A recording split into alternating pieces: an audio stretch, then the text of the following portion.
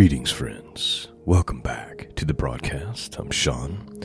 Today, we are actually resuming a study that we started several months ago, but then we got kind of sidetracked with some other projects. But we're back on track now, and that is the prophet Isaiah. And we are currently ready for chapters 36 and 37 this morning.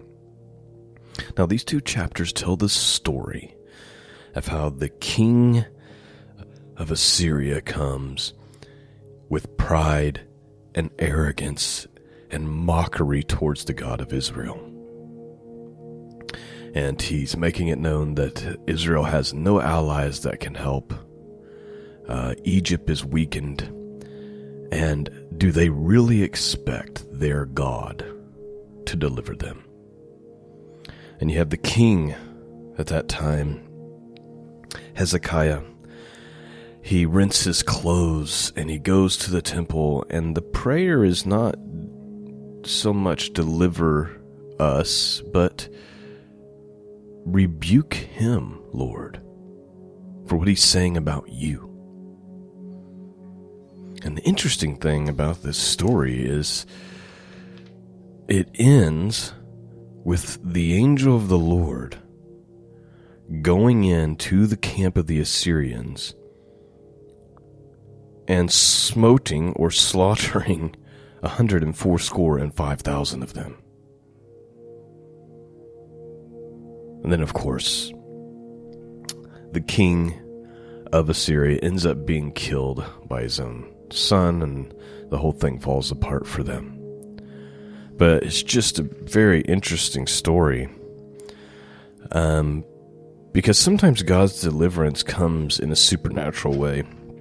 And we've gotten to a place in human history, at least here in Western society, where we just don't expect this type of thing anymore. We don't expect unexplainable, miraculous ways of deliverance. And I think it has to do with our lack of true reverence and true faith where God is concerned. Open up your hearts.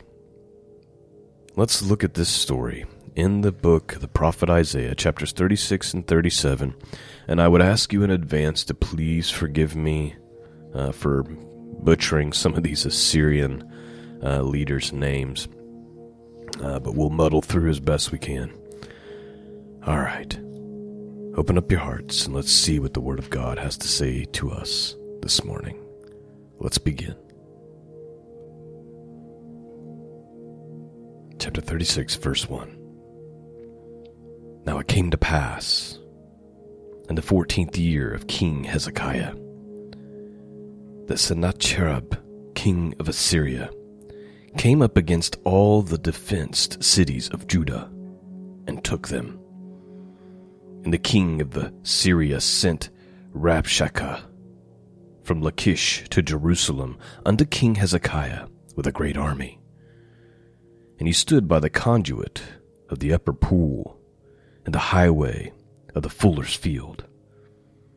Then came forth unto him Eliakim, Hilkiah's son, which was over the house of Shebna the scribe, and Joah, Asaph's son, the recorder. And Rabshakeh said unto them, Say you now to King Hezekiah, Thus saith the great king, the king of Assyria, What confidence is this wherein thou trustest?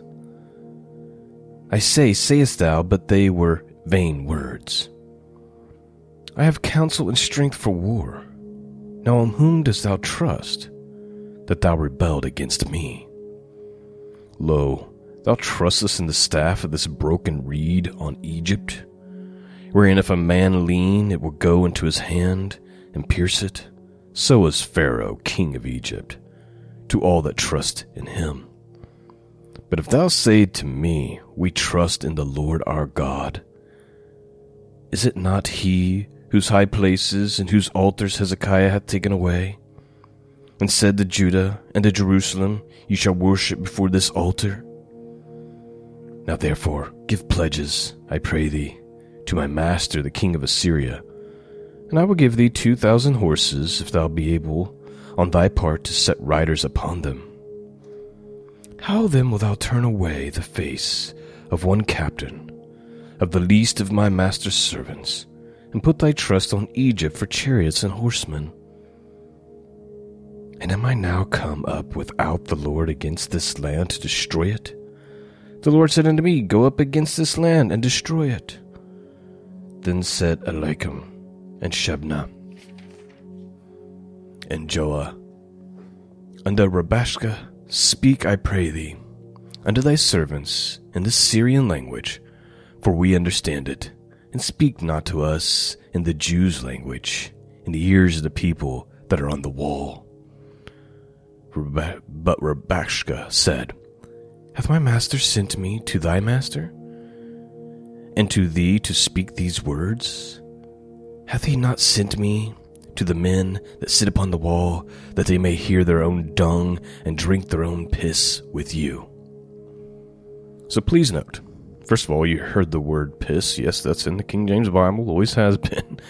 There's actually a lot of words that we would consider foul language today that wasn't considered foul language a few hundred years ago. We've kind of made it into that. But basically, you have this servant of the Assyrian king, and he's just really arrogant on behalf of the king, saying, who's going to deliver you? Is it going to be Egypt? They're completely useless right now. They're weakened. If you think their horses and chariots are going to deliver you, forget it. And don't tell me that Jehovah, your Lord, is going to deliver you. Such arrogance. And of course, the servants of Hezekiah, they kind of keep quiet.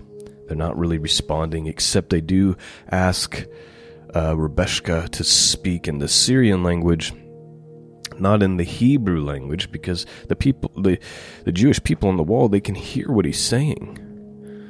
And they're trying to maybe to keep it from creating some type of great fear. And then he makes that statement that the people on the wall need to know that they're going to have to eat their own dung and drink their own piss, according to the scriptures. Verse 13. Then Rabashakeh stood and cried with a loud voice in the Jews' language, and said, Hear ye the words of the great king, the king of Assyria. Thus saith the king, Let not Hezekiah deceive you, for he shall not be able to deliver you. Neither let Hezekiah make you trust in the Lord, saying, The Lord will surely deliver us. This city shall not be delivered into the hand of the king of Assyria. Hearken not unto Hezekiah, for thus saith the king of Assyria, Make an agreement with me by a present, and come out to me, and eat you every one of his vine, and every one of his fig tree, and drink ye every one of the waters of his own cistern, until I come to take you away to a land like your own land, a land of corn and wine, a land of bread and vineyards. Beware lest Hezekiah persuade you, saying, The Lord will deliver us. Hath any of the gods of the nations delivered his land out of the hand of the king of Assyria? So please note, more blasphemy towards God, the one true God. He's telling the people, remember, the people are on the walls, they can hear this conversation. He's saying, don't let your king Hezekiah convince you that the Lord will deliver you. Look around. Has any of the gods of the other lands delivered? Has any of the other gods been able to stand against us? That's what he's saying. So don't let your king convince you that your God will be able to deliver you. Verse 19, Where are the gods of Hamath and Arpad? Where are the gods of Shavaram? Have they delivered Samaria out of my hand? Who are they among the gods of the lands that have delivered their land out of my hand, that the Lord shall deliver Jerusalem out of my hand? But they held their peace, and answered him not a word, for the king's commandment was saying, Answer him not. Then came Eliakim, the son of Hilkiah, that was over the household of Shebna the scribe and Joah the son of Asaph the recorder to Hezekiah with their clothes rent, and told him the words of Rabshakeh. Chapter 37. And it came to pass, when the king Hezekiah heard it, that he rent his clothes and covered himself with sackcloth, and he went to the house of the Lord. Please note, this is the best possible response that a king could have to a nation's crisis. Humbles himself, rents his clothes, puts on humility with sackcloth, and goes to the house of the Lord. Oh, that we would have leadership like this. Not that Hezekiah has been perfect, but far from it, actually, but to have a leader who responds in this manner. Blessed is the nation whose leader responds like this, right? Verse 2. And he sent Eliakim, who was over the household, and Shebna the scribe, and the elders of the priests covered with sackcloth, unto Isaiah the prophet, the son of Amoz. And they said unto him, Thus saith Hezekiah, This day is a day of trouble and rebuke and of blasphemy, for the children are come to the birth, and there is not strength to bring forth. It may be the Lord thy God will hear the words of Rabshakeh, whom the king of Assyria his master hath sent to reproach the living God, and will reprove the words which the Lord thy God hath heard. Wherefore lift up thy prayer for the remnant that is left.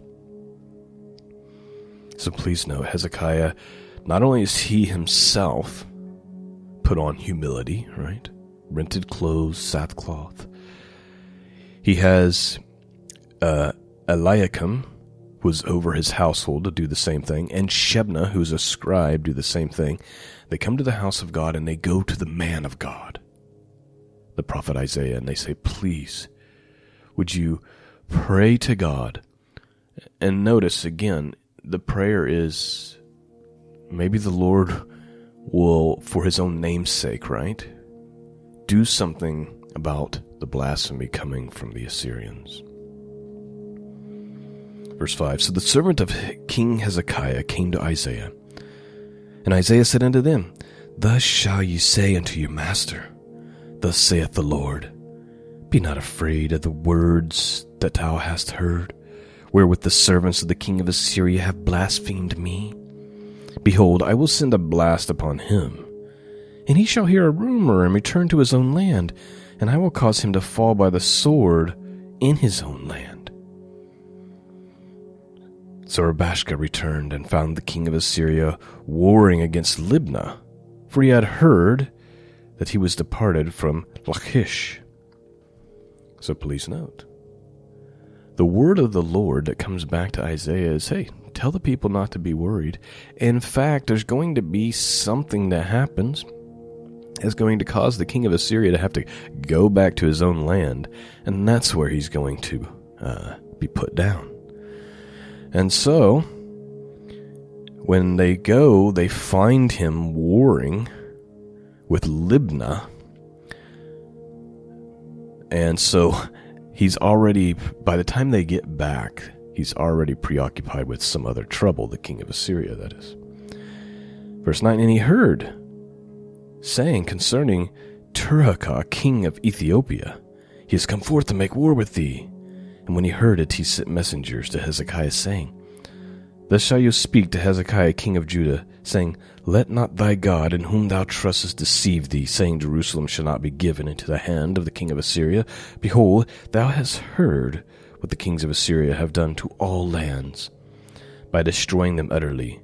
And shall thou be delivered?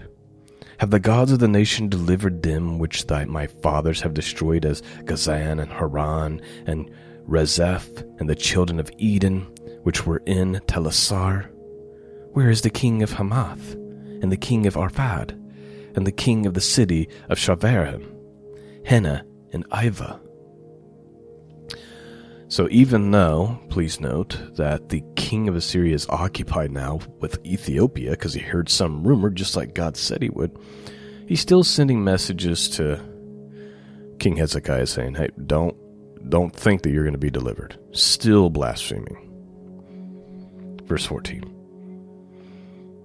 And Hezekiah received the letter from the hand of the messengers and read it. And Hezekiah went up to the house of the Lord and spread it before the Lord.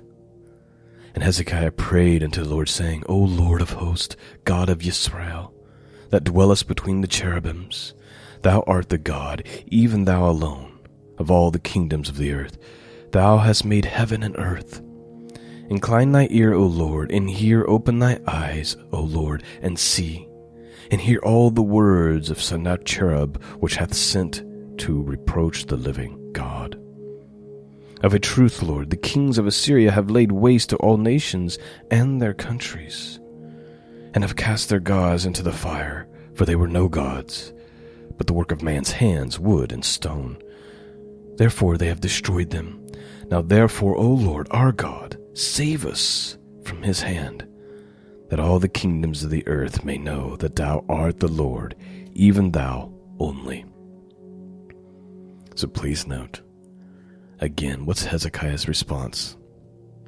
Same as before, he goes to the house of God and he spreads out this letter where they're mocking and blaspheming. And he says, Lord, it's true that they have destroyed all these other countries and their gods have went in the fire, but that's because their gods are not real. Their gods are made of wood of stone. They can't deliver. But you are the one true God, the creator of all things. You can deliver. And my friends, that is the difference between our God and the rest of the gods of the world, is that our God can deliver. Our God can raise the dead.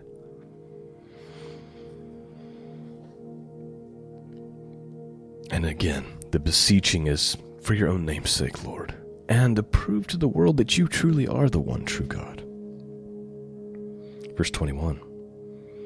Then Isaiah the son of Amoz sent unto Hezekiah, saying, Thus saith the Lord God of Yisrael, whereas thou hast prayed to me against Sennacherib, king of Assyria, this is the word which the Lord has spoken concerning him. The virgin, the daughter of Zion, hath despised thee, and laughed thee to scorn. The daughter of Jerusalem hath shaken her head at thee. Whom hast thou reproached and blasphemed? And against whom hast thou exalted thy voice, and lifted up thy eyes on high? Even against the Holy One of Israel. By the servants thou hast reproached the Lord, and hast said, By the multitude of my chariots I am come up, to the height of the mountains, to the sides of Lebanon, and I will cut down the tall cedars thereof, and the choice fir trees thereof, and I will enter into the height of his border, and the forest of his Carmel. I have digged and drunk water, and with the sole of my father's feet I have dried up all the rivers of the besieged places. Hast thou not heard long ago how I have done it, and of ancient times that I have formed it? Now have I brought it to pass that thou shouldest be lay waste defenced cities into ruinous heaps. Therefore their inhabitants were of small power, they were dismayed and confounded, they were as grass of the field, and as green herb, and as grass of the housetops, and as corn blasted before it grew up. But I know thy abode, and thy going out, and thy coming in, and thy rage against me. Because thy rage against me, and thy tumult is come up to my ears, therefore will I put my hook in thy nose, and my bridle in thy lips, and I will turn thee back by the way by which thou camest. And this shall be a sign unto thee, you shall eat this year such as groweth of itself, in the second year that which springeth of the same, and in the third year sow you and reap and plant vineyards, and eat the fruit thereof. And the remnant that is escaped of the house of Judah shall again take root downward, and bear fruit upward. For out of Jerusalem shall go forth a remnant, and they escape out of the Mount Zion. The zeal of the Lord of hosts shall do this. Therefore thus saith the Lord concerning the king of Assyria, he shall not come down into the city, nor shoot an arrow there, nor come before it with shields, nor cast a bank against it. By the way that he came, and by the same shall he return, and shall not come into the city, saith the Lord. For I will defend the city and save it. For for my own sake and for my servant David's sake. Then the angel of the Lord went forth and smote in the camp of the Assyrians 185,000. And when they arose early in the morning, behold, they were all dead corpses. So Sennacherib, king of Assyria, departed, and he went out, returned, and dwelt in Nineveh. And it came to pass, as he was worshipping in the house of Nisroch his god, that Adramelech and Sharezer his son smote him with the sword, and he escaped into the land of Armenia. And Esarhaddon his son reigned in his stead. So that's how it's put down. Angel of the Lord appears in the camp at night, smotes 185,000. So when they all wake up, there's just corpses everywhere, thousands of dead corpses just everywhere. And so he has no choice. His army is annihilated. He returns back home. He's worshiping his false god, and his two sons come in and kill him with a sword. And that's how his arrogance and his pride is put down. Very interesting story, but I think the real important takeaway here is Hezekiah's response to the crisis. Is to go and plead with the Lord. And it's not even just please deliver us. It's not like this self-centered, selfish type of prayer. It's more like, Lord, are you hearing what they're saying about you? If you don't defend us, then they're right. Do you hear the blasphemy? For your own name's sake, right? You hear this, and Hezekiah doesn't use that language, but that's basically more or less what he's saying. But you do hear that language a lot in the Psalms, right? For your own name's sake. The angel of the Lord is very interesting, and it's been debated forever, since the beginning of time, really. Since the angel of the Lord has been showing up, we've debated about who that is. But just for your own knowledge, some of the oldest Christian traditions about the angel of the Lord is that it's what's known as a Christophany. And as an example, the Orthodox Christian Church holds the belief that the angel of the Lord, actually I'm just going to read it, this little commentary here. Being that the angel of the Lord has a definite article in front of it, we know that this is a specific angel, a special one set apart from others. Being that Christ alone is the Redeemer, and he is God, according to John 1, we have good reason to believe that any reference to the angel of the Lord are addressing the same angel seen in Genesis 48:16. This is not a mere created being that acts as a messenger for God, but God himself. Jesus Christ is the one who exegetes the Father, so in this sense, Christ is indeed the messenger of God the Father. So, I'm not trying to lead you one way or another in this thought. I just want you to know that there is a lot of tradition that goes all the way back to the beginning of the church that believes that when we see the angel of the Lord in the Old Testament, that it's a Christophany, an Old Testament appearance of Messiah. Just an interesting thing to think upon. And of course, there's other beliefs. I tend to lean towards this truth. That is a Christophany. That would be if I was forced to make a decision. Say what you believe. Like you have no choice. You have to choose. That's the one I would go with. Anyway, interesting story. But I hope that your takeaway is that response of Hezekiah.